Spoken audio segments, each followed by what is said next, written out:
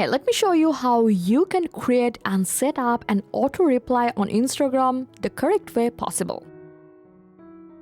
So the first thing, you have to open up your Instagram app and go to your profile. Here you have to make sure your account is not private. If your account is private, you will need to switch to a professional account, either creator or business, because auto replies don't work on private accounts.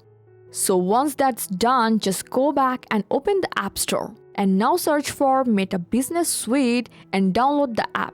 After that, just open it up, and now if you don't see your Instagram account here, you have to go for login with a different account type, then choose login with Instagram. If your professional Instagram account appears, just select it and continue.